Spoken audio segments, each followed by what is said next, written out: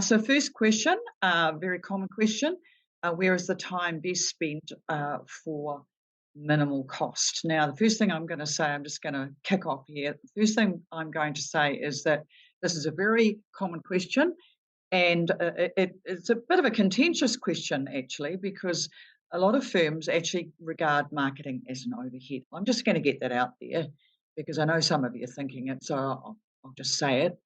And when you think about it, marketing's not an overhead, it's an investment. It's an investment in good quality clients. It's also an investment in retention. So let's not forget that marketing is also about retaining your existing clients, your best clients, and getting more clients like your best clients.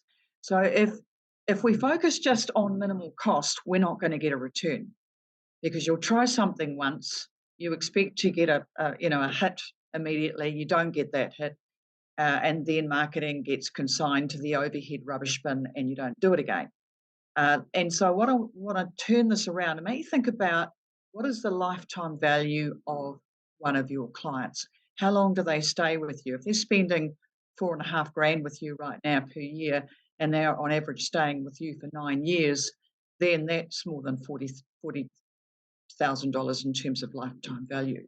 So let's start thinking about the lifetime value of a client, and maybe we'll focus less on that word minimal spend.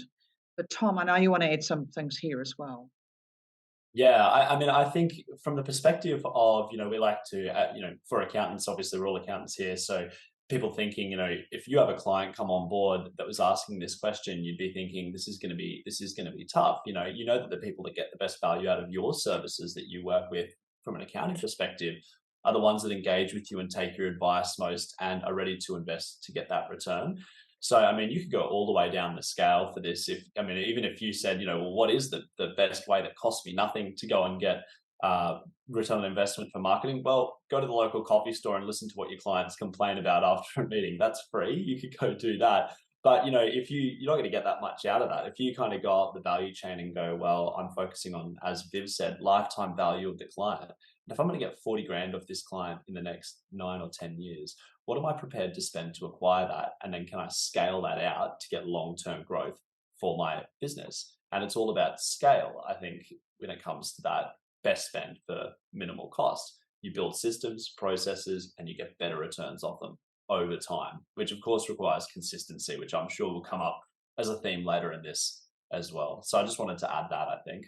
Brilliant. And we're going to talk about some strategies that actually don't have a big spend attached to them. So hopefully you'll come out of this session thinking about where you're going to spend your time without investing large amounts of money. So I guess it's what does that word minimal actually mean? Well, we're not talking about investing tens and tens of thousands of dollars here. It's actually quite the reverse.